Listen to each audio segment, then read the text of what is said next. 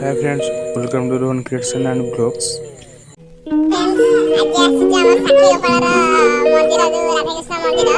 ଏଇଠି couple sir ଆପଣ ଦେଖିବେ ଆପଣଙ୍କର କପୁଲ ସାର୍ ଆମର ଅଛନ୍ତି ରାଧାକୃଷ୍ଣ ଅତି ଭକ୍ତ ଆଉ ଆମ ମାନସ ଭାଇଙ୍କ ସାଙ୍ଗରେ ମୁଁ ନିଜେ ବସି ଆସିଛି ଆଉ ଏଇଠି ରହିଲା ଆମ ଦିନୁ ସାର୍ ଆଉ ଏଠି ରହିଲା ଆଉ ଦିଦି ବନ୍ଧୁ ଆମର ଏମିତି ସବୁ ରହୁଛି ଆଉ ଦେଖନ୍ତୁ ମନ୍ଦିର ଚାରିପାର୍ଶ୍ୱ ଦେଖନ୍ତୁ ଅତି ସୁନ୍ଦର ରହୁଛି ଆକାଶଟି ଦେଖନ୍ତୁ କେତେ ଅତି ବଢ଼ିଆ ରହୁଛି ଆକାଶଟି ଆଉ ଏଇଟା ହେଲା ଆମର ବରାବାଲି ଅଛନ୍ତି ଏଠି ଏ ମନ୍ଦିର ପଛପଟେ ବର୍ତ୍ତମାନ ମୁଁ ଅଛି ମୁଁ ମନ୍ଦିର ଆଗକୁ ଗଲେ ଆପଣମାନଙ୍କୁ ଦେଖେଇବି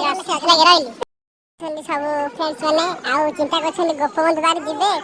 କି ଆଉ ଟିକେ 10ଟା ଆଗକୁ ଗଲେ ପୁରୀରେ ଯାଇକି ପହଞ୍ଚିବେ ସେଇଟା ସେ ଡିସାଇଡ୍ କରିପାରୁନାହାନ୍ତି ମୁଁ ଆପଣ ନେକ୍ସଟ